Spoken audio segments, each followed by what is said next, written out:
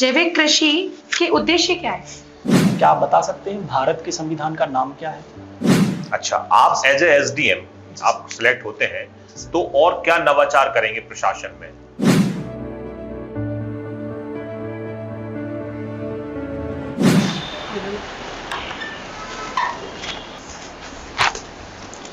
Thank you Ritesh ji, board member को अपना संक्षिप्त परिचय दें। मैम, मेरा नाम रितेश पाटीदार है। मैं मंदसौर जिले के एक छोटे से गांव राणाखेड़ा से बिलोंग करता हूँ। मैंने अपनी प्रारंभिक शिक्षा अपने गांव तथा माध्यमिक एवं उच्च शिक्षा मंदसौर से प्राप्त की है और पिछले 2 वर्षों से Sitamau organic farmer producer company में एज ए CEO में कार्य कर रहा हूँ। किस कंपनी में काम कर रहे हैं? Sitamau organic farmer producer company. कहाँ पर है? ये सीतामऊ में ही है। ये एक FPO है मैम, जो एक किसानों का एक संगठन है, उसी का गठन मैंने किया है। बिल्कुल, अच्छा लगा आपको जान करके। ये जैविक कृषि से संबंधित कार्य भी है और रुचि भी है। जी जैविक कृषि के उद्देश्य क्या है?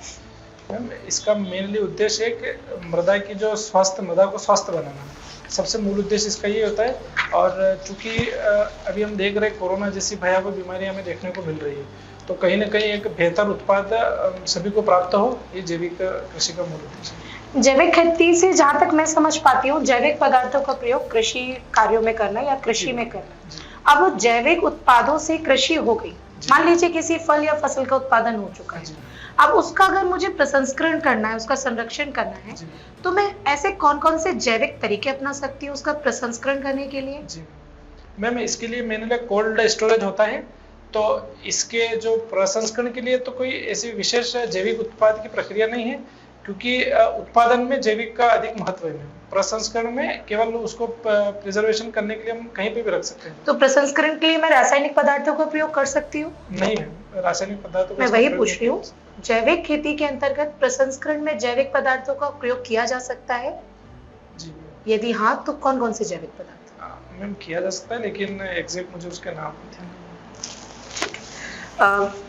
जैविक कृषि मध्य प्रदेश में स्थिति क्या है? में मध्य प्रदेश सबसे बड़ा क्षेत्रफल में सबसे बड़ा राज्य है भारत का, और यहाँ पर 16 लाख हेक्टेयर जैविक कृषि का क्षेत्रफल है। और सिक्किम जो है वहाँ 75,000 है, और क्षेत्रफल की अगर दृष्टि से देखा जाए तो यह सबसे बड़ा राज्य है मध्य प्रदेश जैविक कृषि के क्षेत्र में।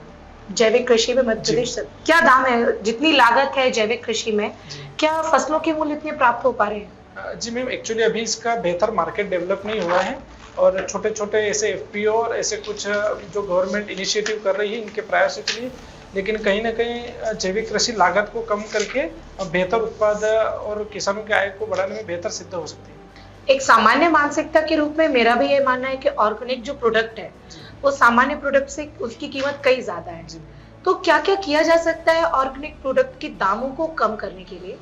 मैम, चूंकि इनके दामों में अभी कमी अधिक है, उसका मेन कारण अधिक है मैम दाम जो जैविक उत्पाद होते हैं, क्योंकि उसका सबसे मेन कारण है अभी इसके किसान भी कम है।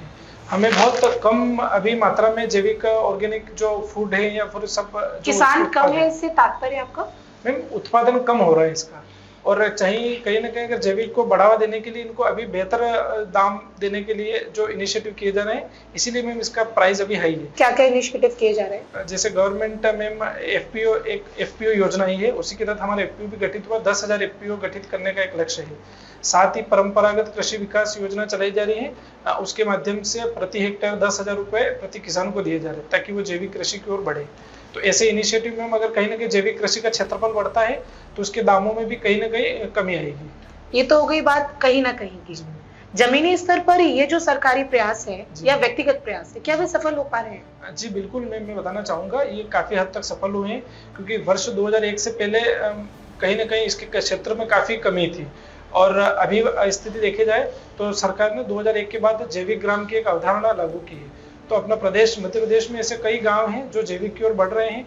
साथ ही में अगर मैं बताना चाहूँगा 2015 में भारत का 200 मीट्रिक टन का ये जैविक उत्पाद निर्यात किया जाता था, लेकिन अभी पिछले 2 से 3 वर्षों में देखा गया है कोविड के बाद भी इसमें काफी वृद्धि हुई है, और किसान लगातार इस दिशा में बढ़ रहे हैं। किन किन देशों में जैविक पदार्थों का निर्यात किया जा रहा है? मैम, जैसे USA, कनाडा और ब्रिटेन में भारत मुख्यतः जैविक उत्पाद निर्यात करता है। भारत में इसके उपभोग की क्या स्थिति है वर्तमान में?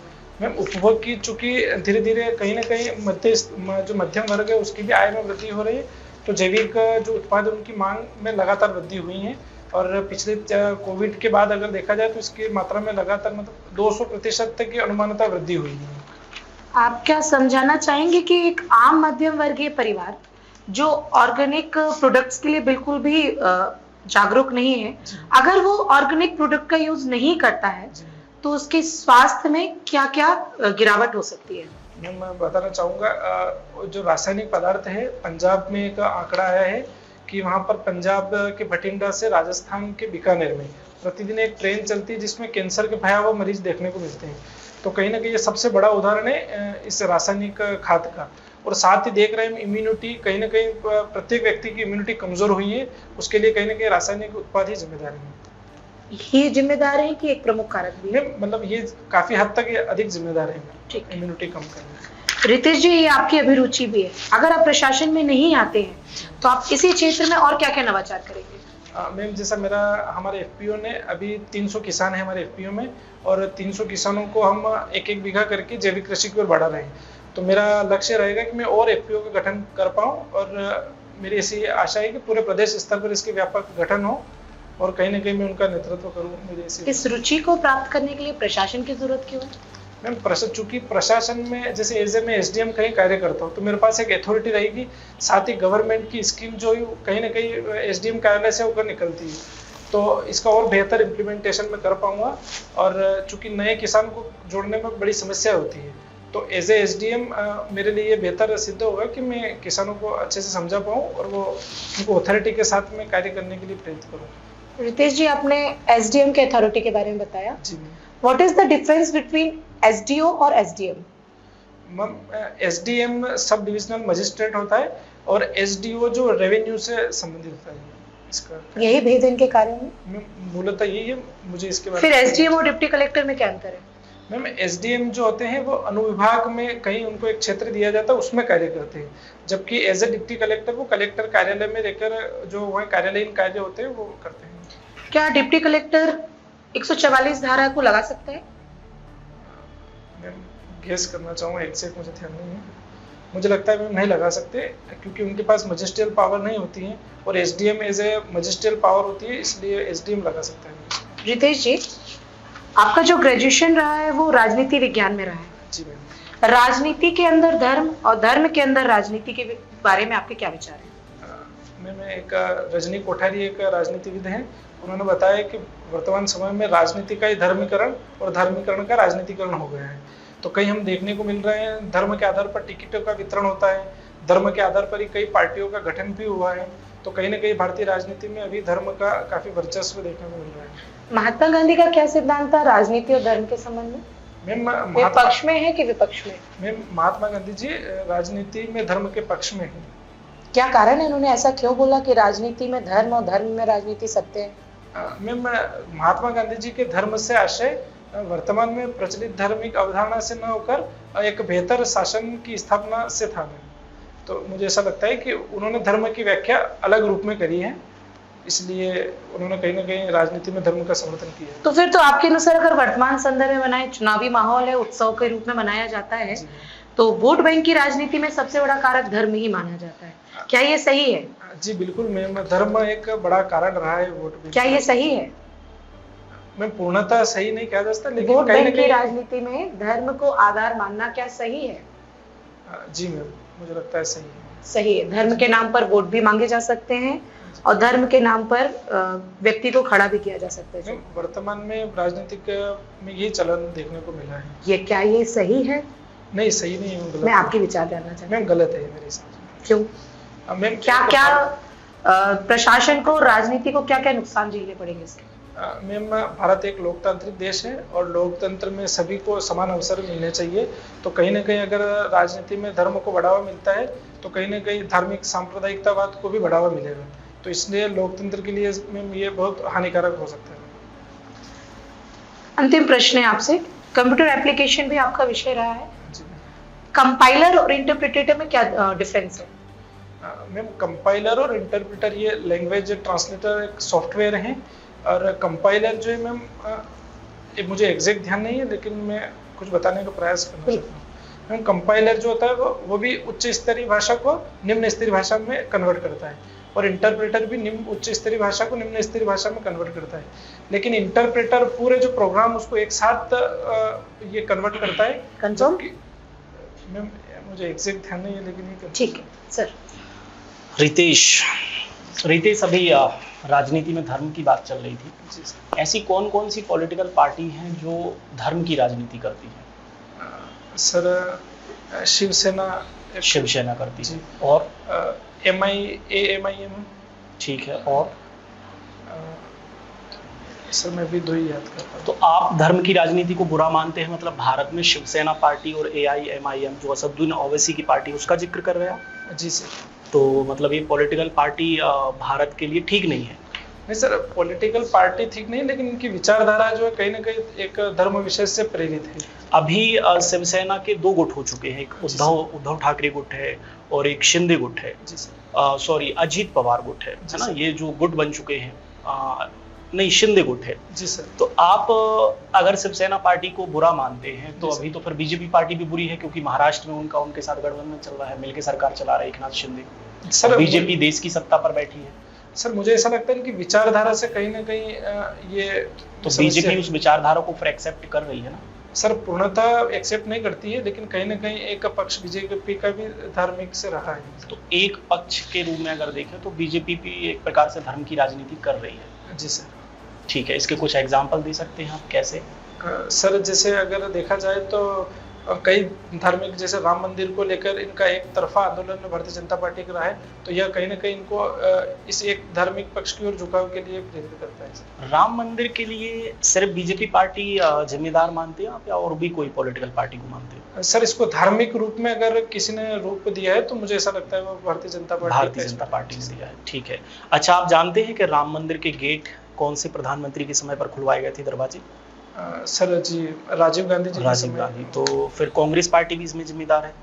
नहीं सर, वो उस समय जो सुप्रीम कोर्ट के भी ऐसे कुछ निर्देश रहे थे और जनभावना भी ऐसी रही थी, उस हिसाब से उनको गेट खोलने का उन्होंने ऐसा आरोप लगता है राजीव गांधी पर, क्योंकि शाहबानो केस में उन्होंने सुप्रीम कोर्ट का जजमेंट पलट दिया था। जी सर। तो हिंदुओं को खुश करने के लिए अयोध्या के जो गेट थे वो खोले गए थे, और उसके बाद जो सांप्रदायिक माहौल बना, जी सर, जो पूरे भारत ने देखा और जिसको आज भी हम भुगत रहे हैं। जी सर। तो फिर इसमें कहीं ना कहीं आप कांग्रेस को भी दोषी मानते हैं? सर मैं पूर्णतः दोषी नहीं मानता हूँ, लेकिन चूंकि अभी जैसे मैंने बताया है कि राजनीति में धर्म का प्रभाव सभी पार्टियों में लगभग देखने को मिला है, तो कहीं ना कहीं ये भी इससे अछूती नहीं रही है सर।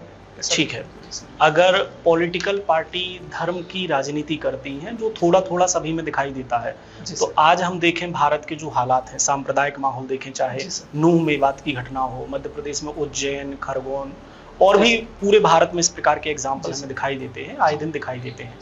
तो क्या लगता है आपको, किसी ना किसी पॉलिटिकल पार्टी का प्रभाव तो है ही, तब तो माहौल खराब हो रहा है? सर बिल्कुल, ये मैं बताना चाहूंगा कि कहीं ना कहीं राजनेताओं के कुछ ऐसे बयान और उनकी कुछ ऐसी गतिविधियां रहती है जिसके परिणाम स्वरूप ऐसे जो विद्रोह और ऐसे सांप्रदायिकता को बढ़ावा देखने को मिला है। सर किस राजनेता के बयान सांप्रदायिकता को बढ़ावा दे रहे हैं? सर ऐसे कई राजनेता रहे हैं सर, मुझे एग्जैक्ट अभी ध्यान नहीं है, लेकिन उनके बयान से कहीं ना कहीं ऐसा वातावरण निर्मित हुआ है सर।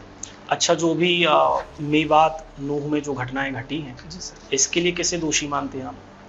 सर इसमें वहाँ पर एक जैसे मोनू मानेसर करके एक हैं, उनकी वजह से सर ऐसा बताया जा रहा है कि उनका एक वीडियो वायरल हुआ था, उसके परिणाम स्वरूप ये घटना देखने को मिली। एक वीडियो वायरल हो जाने के कारण जो वहाँ पर हिंसा हुई है, तो इसके लिए दोषी वो दो नेता हैं या फिर वहाँ के जो लोकल लोग थे वो दोषी हैं? सर इस वीडियो के परिणाम स्वरूप एक ऐसी भ्रांति उत्पन्न हो गई है जिससे ये इस हिंसा ने जन्म लिया है सर। ठीक है, आपके जन्मदिन पर कुछ विशेष घटना घटी है? जी सर, मेरे जन्मदिन पर 26 से 11 को भारतीय संविधान भी लागू हुआ था 1949 में, और वर्ष 2008 में मुंबई में आतंकी हमला भी हुआ। संविधान लागू 26 नवंबर को हुआ था? जी, संविधान के सर कुछ मतलब अपनाया गया था संविधान सभा द्वारा, और लागू 26 जनवरी 1950 को हुआ। क्या कारण थे आखिर, अगर संविधान 26 नवंबर को बना था, जी सर, तो 26 जनवरी को लागू क्यों किया गया? सर ये इसके पीछे स्वतंत्रता से पूर्व के कारण रहा है। 1930 में इसी दिन भारतीय राष्ट्रीय कांग्रेस ने झंडा लगाया था और स्वराज की घोषणा की थी। इसलिए कहीं ना कहीं इसको उसी तिथि से जोड़ने के रूप में 26 जनवरी 1950। ठीक है, आपके जो विषय हैं राजनीति विज्ञान है, इतिहास है, कंप्यूटर है और संविधान की हम चर्चा भी कर रहे हैं। क्या आप बता सकते हैं भारत के संविधान का नाम क्या है? सॉरी सर, मैं भारत के संविधान का क्या नाम है? भारत के संविधान का नाम, सॉरी सर, नहीं जानकारी। अच्छा, 26 नवंबर को कौन कौन से आर्टिकल्स थे जो लागू किए गए थे? सर नागरिकता से संबंधित अनुच्छेद 5, 6, 7, 8, 9, 10 और राष्ट्रपति से संबंधित कुछ अनुच्छेद जैसे 60 और निर्वाचन आयोग से संबंधित अनुच्छेद 324, 325 ये। ठीक है, ऐसे कोई 3 कारण बताइए जिससे आपका सिलेक्शन नहीं होना चाहिए या जो आपके सिलेक्शन में बाधा उत्पन्न करते हो। सर मुझे ऐसा लगता है कि एक मेरे अंग्रेजी मेरी काफ़ी कमजोरी है। अंग्रेजी क्या एक प्रशासक को आना जरूरी है? सर पूर्णतः जरूरी नहीं, लेकिन कहीं ना कहीं एक कार्य में उसके लिए सर जैसे अगर आगे प्रमोशन होता है तो कहीं ना कहीं अंग्रेजी का बेहतर उपयोग। अगर प्रमोशन होता है तो उसमें अंग्रेजी मांगते हैं, ऐसा किसने कहा आपसे? सर मांगते नहीं, लेकिन चूंकि वो उच्च अधिकारी के लिए एक अंग्रेजी बोलना जरूरी है। जी सर। ठीक है, और सर मैं अभी ध्यान नहीं कर पा रहे हैं। ठीक है, 3 कोई अपने व्यवहार की कोई बेहतर चीजें बताइए जो आपकी पर्सनालिटी को ग्रो करती हो और सिलेक्शन में बहुत ज्यादा महत्वपूर्ण भूमिका निभाएं। ऐसी क्या 3 क्वालिटी हैं आपके अंदर? सर मैं बताना चाहूँगा मेरे अंदर लीडरशिप का एक बेहतर गुण है, क्योंकि मैंने 300 किसानों को आपस में जोड़कर टीम भावना के रूप में एफपीओ का गठन किया है। साथ ही सर ईमानदारी भी मेरे अंदर एक विशेष गुण है, मुझे ऐसा लगता है। इसके साथ में सर सभी को साथ लेकर चलना और टीम भावना से काम करना, मुझे ऐसा लगता है कि सर मेरे अंदर ये विशेषता है। ठीक है, अभी जो नूह और मेवात में हिंसा हुई है, अगर आप वहां पर एक प्रशासनिक अधिकारी होते जी सर, तो किस तरीके से उस पूरी घटना को मैनेज कर सकते थे? टीम भावना के साथ क्या कर सकते थे उन परिस्थिति में आप? सर सबसे पहले तो मैं सर ये प्रयास करता है कि सभी जो घटना हुई हैं, क्योंकि वो ऐसा क्षेत्र है जहाँ पर संभावित क्षेत्र है सर घटना, क्योंकि पिछले 2 से 3 बार ऐसी घटनाएं वहाँ पर हुई है। तो मेरा ऐसा मानना है कि चूंकि ये यात्रा निकलने वाली थी, इसकी पूर्व सूचना थी, तो कहीं ना कहीं मैं दोनों जो संप्रदाय हैं उनके कुछ प्रमुख व्यक्तियों को बिठाकर उनसे बेहतर और यात्रा को बेहतर रूप से निकालने का प्रयास करता। ठीक, एक लास्ट प्रश्न आपसे पूछूंगा। एक ऐसी कोई पॉलिटिकल पार्टी जिसे आप बहुत ज्यादा पसंद करते हो, जो लगता है कि भारत के भविष्य के लिए बेहतर है, ऐसी कोई पॉलिटिकल पार्टी कौन सी है? सर मुझे लगता है भारतीय राष्ट्रीय कांग्रेस। भारतीय राष्ट्रीय कांग्रेस बेहतर पार्टी है। तो क्या कारण है फिर भारतीय राष्ट्रीय कांग्रेस की, जो भी चुनाव में देखा जाए जैसी उनकी हालत है, तो उतना अच्छा परफॉर्म नहीं कर पा रही है, उसके पीछे क्या रीजन है? सर अभी नेतृत्व की कहीं ना कहीं बेहतर नेतृत्व की कमी रही है। बेहतर नेतृत्व की कमी है, मतलब राहुल गांधी बेहतर नेतृत्व करता नहीं है? नहीं सर, सभी राज्यों में अगर देखा जाए कुशल संगठन और नेतृत्व का इसमें कहीं ना कहीं कमी देखने की वजह से ये पार्टी का कुछ नुकसान हुआ है सर। लेकिन चूंकि समय की बात है सर, अभी धीरे धीरे इसका भी और असर होगा और कहीं ना कहीं हमें देखने को मिलेगा कि भारतीय राष्ट्रीय कांग्रेस भी सत्ता में अपनी दावेदारी मजबूती करेगी सर। तो फिर तो एक बहुत निगेटिव चीज मैं देख रहा हूँ आपके व्यक्तित्व में। जी सर। अगर आप एक प्रशासनिक अधिकारी बनते हैं जी सर, तो आप तो निश्चित ही कांग्रेस पार्टी को सपोर्ट करेंगे और कांग्रेस के जैसी आपकी सोच रहेगी। जी सर। तो फिर आप कैसे एक अच्छे प्रशासनिक अधिकारी बन पाएंगे? सर मेरे अगर व्यक्तिगत रूप से देखा जाए तो मैं, जैसे आपने प्रश्न पूछा है कि कैसे देश के लिए बेहतर, तो मुझे ऐसा लगता है, लेकिन मैं एज ए प्रशासनिक अधिकारी तटस्थ हूँ। मेरे लिए लोकतंत्र में जनता ही सबसे महत्वपूर्ण है, तो मैं किसी पार्टी विशेष को अपने प्रशासनिक पद से लाभ देने का प्रयास नहीं करूँगा सर। ठीक है। रितेश जी, जी सर। आप मंदसौर जिले से हैं। जी सर। आप मंदसौर जिले की कोई 3 आर्थिक विशेषताएं मुझे बताइए। सर स्लेट उद्योग के रूप में मंदसौर काफ़ी प्रसिद्ध है और मंदसौर एक कृषि प्रधान जिला है। साथ ही यहाँ पर एक फूड पार्क भी है सर, इसके लिए मंदसौर काफ़ी प्रसिद्ध है सर। किस प्रकार की एक खेती के लिए प्रसिद्ध है मंदसौर? क्या होता है खास वहाँ पे? सर अफीम के लिए काफ़ी प्रसिद्ध है मंदसौर। अफीम के लिए कोई बांध भी बना हुआ है क्या वहाँ पे? जी सर, गांधी सागर बांध मंदसौर में बना हुआ है सर। अच्छा, मंदसौर का प्राचीन नाम क्या था और किस राजवंश का इतिहास इससे जुड़ा हुआ है? मंदसौर का प्राचीन नाम दशपुर था और ओलिकर वंश का संबंध मंदसौर से रहा है। इनके शासनकाल की कोई वर्तमान में कोई ऐसा प्रमाण दिखाई देता है क्या वहाँ पे? जी सर, एक सोंदनी अभिलेख और मंदसौर अभिलेख है उसमें इस वंश के संबंध में जानकारी मिलती है। ओके, ठीक है।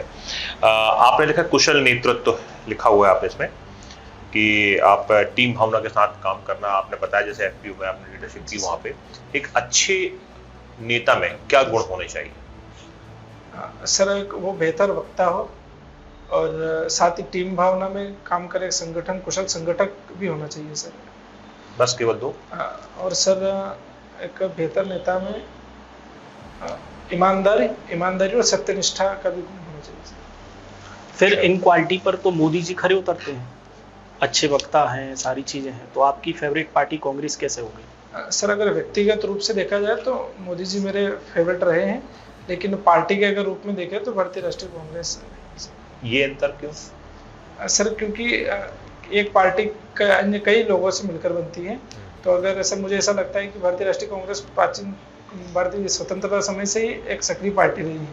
और भारतीय जनता पार्टी की अगर बात की जाए तो सर नरेंद्र मोदी जी जो हैं वो एक बेहतर वक्ता है, इसलिए मुझे व्यक्तिगत रूप से वो पसंद है सर।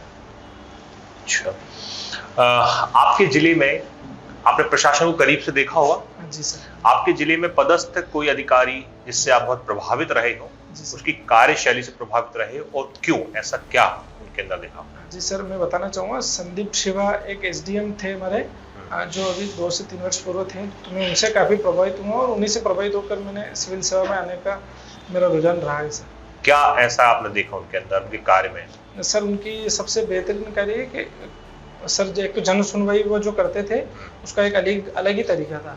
हमारे गांव में जैसे एक बार वो आए थे सर, तो एक सामान्य जो व्यक्ति का रहता है सर जुड़ाव लोगों के साथ में, तो मुझे वो उनका बेस्ट लगा सर। ये जन सुनवाई जो है, जन सुनवाई से सरकार को प्रशासन को समाज से जोड़ने में जन सुनवाई की क्या भूमिका रही? सर प्रशासन को समाज से जोड़ने में जन सुनवाई सबसे महत्वपूर्ण कदम है। यहीं से लोग अपनी समस्याएं एक प्रशासक को सुनाते हैं और अपने को प्रशासन से जुड़ाव महसूस करते हैं। अच्छा, आप एज ए एसडीएम आप सिलेक्ट होते हैं, तो और क्या नवाचार करेंगे प्रशासन में? जी सर। समाज से प्रशासन को जोड़ने में, वो दूरी कम करने में? जी सर। सर जैसे कि सुनवाई, जन सुनवाई के कई माध्यम होते हैं। एक माध्यम होता है कि मैं अपने ऑफिस में बैठकर जन सुनवाई करूं, और दूसरा माध्यम ये होता है कि सर मैं मतलब अपने एक शेड्यूल में कुछ ऐसा समय निकालूं और जो गांव एक समय निर्धारित करके मैं अपने प्रत्येक गांव में जाकर वहाँ की मतलब सर जो जैसे पंचायत लगती है, तो मेरा ऐसा प्रयास रहेगा कि मैं पंचायत के रूप में जन सुनवाई करूँ सर, और वहीं पर समस्याओं का निवारण करने का प्रयास करूँ, ताकि मुझे लोगों को मेरे पास ना आना पड़े, बल्कि मैं लोगों के पास जा सकूँ। अच्छा, आप ये बताएं कि ये अभी वर्तमान में एक शब्द चर्चित रहा है पिछले कुछ महीनों में, फ्री बीज। जी सर। सुना है आपने इसके बारे में? सर सुना है। क्या है ये बताइए? सर मुझे एग्जैक्ट ध्यान नहीं है, लेकिन मैंने शब्द सुना है सर। मुफ्त की घोषणाएं करना, मुफ्त के सामान लोगों में बांटना राजनीतिक पार्टियों द्वारा, ये फ्री बीज है?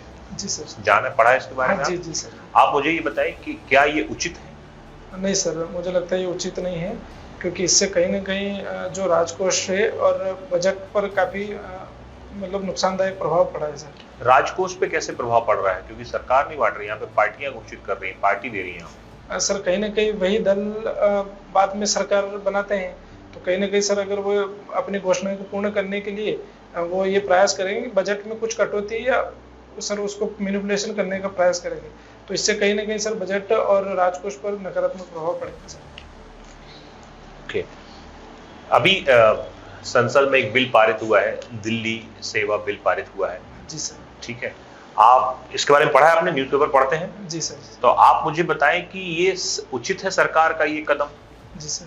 क्या है, पहले तो मुझे बताइए दिल्ली सेवा बिल क्या है, पहले मुझे बताइए। जी सर, दिल्ली सेवा बिल सर सुप्रीम कोर्ट का एक आदेश आया था कि जो पोस्टिंग और ट्रांसफर और ये होते हैं, इस पर अभी दिल्ली सरकार का अधिकार होगा, लेकिन केंद्र सरकार इसके ऊपर एक अध्यादेश लेकर आई और सुप्रीम कोर्ट के जो आदेश को परिवर्तित करने के लिए अध्यादेश लेकर आई, तो उसी अध्यादेश को कानूनी रूप देने के लिए यह कानून लाया गया सर। तो ये सुप्रीम कोर्ट की अवमानना नहीं है क्या? नहीं सर, ये सुप्रीम कोर्ट की अवमानना नहीं कहती। कैसे?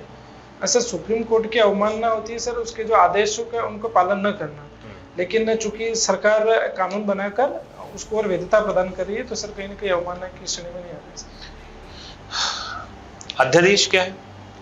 सर संसद जब सत्र में न हो तो राष्ट्रपति अत्यावश्यक ऐसी स्थिति हो तो कानून बनाया जा सकता है, उसे अध्यादेश कहते हैं। क्या कभी भी अध्यादेश लागू किया जा सकता है क्या? जी सर, मुझे लगता है कि लागू किया जा सकता कोई खास परिस्थिति? है सर। कुछ ऐसी विशेष परिस्थितियां होनी चाहिए जिसके लिए अध्यादेश लाने वो की क्या है, आवश्यकता वो विशेष परिस्थिति क्या है? सर उसका स्पेसिफिक रूप से कोई डिटर्मिनेशन नहीं है। सरकार को ऐसा लगता है कि कुछ ऐसी अत्यावश्यक परिस्थिति आ गई है और संसद सत्र में न हो तो सरकार अध्यादेश लाती है। संसद सत्र में ना हो, ठीक है। ठीक है रितेश जी। रितेश जी, मैं वहीं आऊंगी, जैविक कृषि को संरक्षण और प्रोत्साहन देना। एक आपने टर्मिनोलॉजी सुनी होगी, बायोडायनामिक खेती। जी मैम। क्या होती है? मैं भी ध्यान नहीं कर पा रहा हूँ इनसे, मैंने नाम सुना है। कितना वर्ष हो गया आपको जॉब में? मैम 2 साल हो गए। 2 साल कंप्लीट कर लिए। तो जैविक कृषि को आपने बहुत नजदीक से भी देखा होगा जी मैम। और इस क्षेत्र में आप कार्य भी कर रहे हैं, इसलिए आपने इसको अपना इंटरेस्ट भी बना लिया। जी जी। जैविक खाद कितने प्रकार की होती है? मैम अनेक प्रकार की जैविक खाद होती है, कौन-कौन जैसे एक वर्मी कंपोस्ट हो गई, हरी खाद हो गई और एक गोबर खाद, ये जैविक खाद की श्रेणी में आती है। इसके अलावा अगर मैं जैविक कृषि से ही प्रश्न पूछूं तो जैविक कृषि का सामाजिक और आर्थिक क्षेत्र में कौन कौन सा दबाव होगा, कौन कौन सा प्रेशर अगर जैविक कृषि सभी क्षेत्र में लागू कर दी जाती है तो समाज में और अर्थ के क्षेत्र में कौन कौन सा दबाव होगा? समाज के क्षेत्र में अगर देखा जाए तो मैम चूंकि अभी सभी किसान इतने कुशल नहीं हैं कि जैविक कृषि को बेहतर तरीके से कर पाए और उसका प्रबंधन कर पाए। और आर्थिक रूप में अगर देखा जाए तो मैम जैसे जैविक अगर गोबर की बात की जाए तो सब जगह इसकी पर्याप्त उपलब्धता नहीं है, तो कहीं ना कहीं जैविक जो इनपुट है वो भी अभी कहीं ना कहीं महंगे हैं, तो इससे किसानों की लागत पे भी अभी वर्तमान स्थिति में समस्या आएगी। तो क्या केंद्र सरकार और राज्य सरकार के द्वारा इससे संबंधित कुछ अधिनियम या वैधानिक स्पष्टता जाहिर की गई है जैविक कृषि से संबंधित? मैम वैधानिक तो कोई जारी नहीं की गई, लेकिन समय समय पर सरकार इसके संबंध में नीति अवश्य जारी करती है। कौन सी नीति, लेटेस्ट नीति हो जैविक कृषि से संबंधित? मैम मध्य प्रदेश सरकार द्वारा जैविक कृषि नीति 2011 जारी की गई। 2011? क्या क्या इसके प्रावधान? मैम इसमें जैविक उत्पाद हैं उनको प्रोत्साहित करने के लिए कई प्रयास किए गए और जैविक प्रमाणीकरण संस्था को भी इसमें वैधानिकता प्रदान की गई है। और निर्यात की अगर दृष्टि से देखा जाए तो जैविक जो उत्पाद होंगे उनको निर्यात करने के लिए सरकार प्रयास करेगी। इसी के लिए किसान उड़ान योजना भी चालू की गई है जिसमें जैविक जो उत्पाद है उनको प्रोत्साहित किया जा रहा है। ठीक है रितेश जी, आपसे बात करके अच्छा लगा, आप जा सकते हैं। Thank you.